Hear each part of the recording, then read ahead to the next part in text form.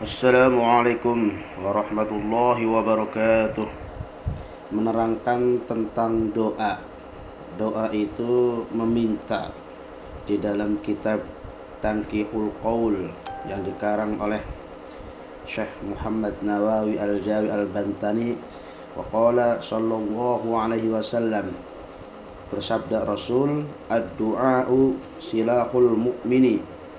Doa adalah pedangnya orang yang beriman. Orang yang beriman tanpa berdoa berarti dia tidak punya senjata. Senjatanya orang yang beriman adalah doa. Wa imaduddin, dan doa adalah tiangnya agama. Kalau rumah kita punya tiang, tanpa tiang maka rumah kita akan ambruk, akan rubuh. Sedangkan agama tiangnya adalah doa. Orang yang selalu berdoa berarti dia telah memasang tiangnya agama. Subhanallah. Kenapa sih doa-doa kita selama ini belum kunjung dikabulkan, belum kunjung diijabah? Di sini diterangkan ad-da'i ala thalathi marotiba. Orang yang berdoa itu tingkatannya ada tiga tingkatan orang yang berdoa. Yang pertama, imma ayyu'ajjila lahu ma talaba. Yang pertama, doa kita langsung dikabul, langsung diijabah secara cepat. Minta kaya raya langsung cepat, ada kalanya. Ini tingkatan yang pertama. Tingkatan yang kedua, wa imma ayyudakhiru lahu afdhala minhu.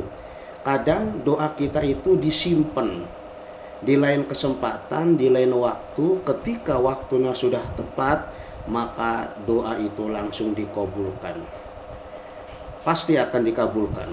Yang ketiga, wa imma ayyudaffi'a anhu minas su'i mithlahu. Kadang doa itu bisa menolak keburukan yang persis sama dengan keburukan tersebut. Contohnya kita meminta sesuatu, minta mobil contohnya. Wah, kalau seandainya dikabulkan mobilnya ini, maka akan kelayaban nih, akan menghasilkan keburukan nih, maka diganti dengan yang lainnya, yaitu dengan sesuatu yang bermanfaat baginya. Terus berikutnya, ketika kita berdoa itu harus benar-benar yakin bahwasanya doa kita pasti akan diijabah oleh Allah Subhanahu wa taala. Berkata Nabi, wa qala sallallahu alaihi wasallam, bersabda Nabi, yaqulullahu taala ya abdi ana inda dhannika. Allah berfirman kepada hambanya, menyeru kepada hambanya, yaitu ana inda dhannika. Kata Allah, ana saya, kata Allah, inda dhannika, tergantung prasangkaamu. Kalau kamu berprasangka bahwasanya doa itu diijabah, pasti aku ijabah. Tapi kalau kita selama ini berdoa hatinya kurang yakin, masih ragu, diijabah enggak ya, dikabulkan enggak ya, pasti tidak akan diijabah oleh Allah Subhanahu wa taala. Kenapa demikian? Karena hati kita ragu. Ana ingdal dhannika, saya, kata Allah, tergantung prasangka hambamu. Ana ingdal dhannika, saya, kata Allah, tergantung prasangkamu. Kalau kamu yakin, aku tambah yakin. Kalau kamu ragu-ragu, aku pun ragu-ragu.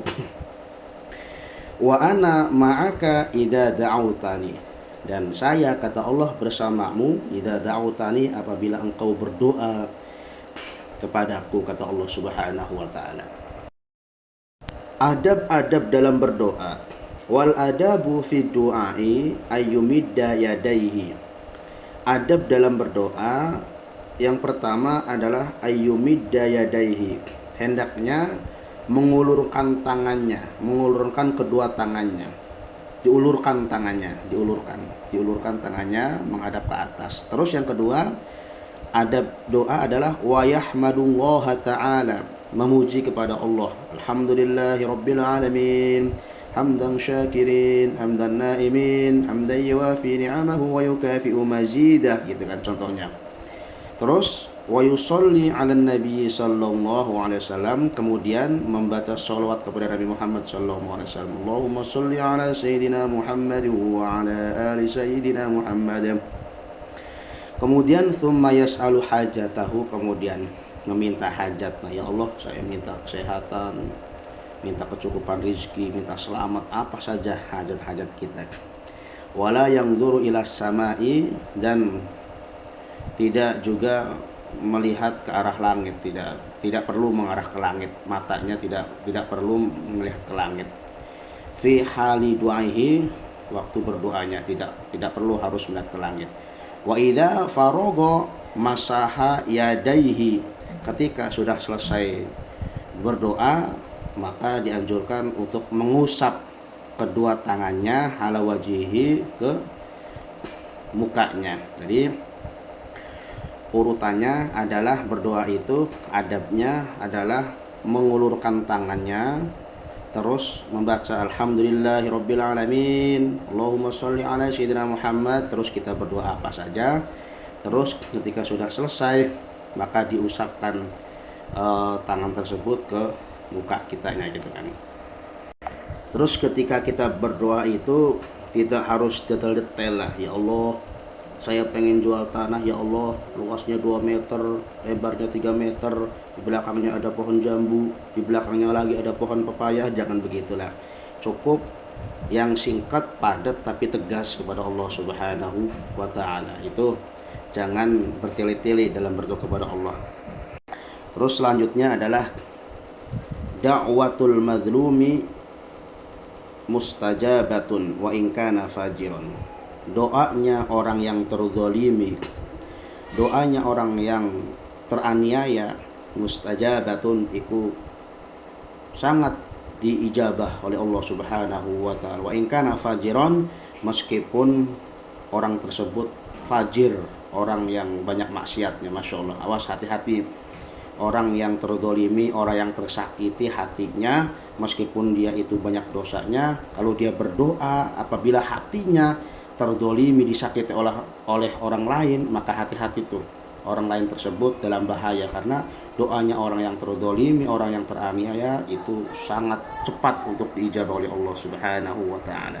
Kenapa sih kita harus berdoa? Berdoa itu adalah bentuk daripada kita menganggap bahwasanya diri kita adalah lemah.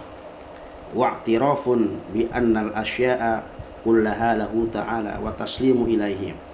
Berdoa itu tujuannya bahwasanya kita itu lemah, bahwasanya kita itu menghadap Allah, memerlukan Allah, bahwasanya kita itu tidak ada apa-apanya. Mudah-mudahan bermanfaat. Wassalamualaikum warahmatullahi wabarakatuh.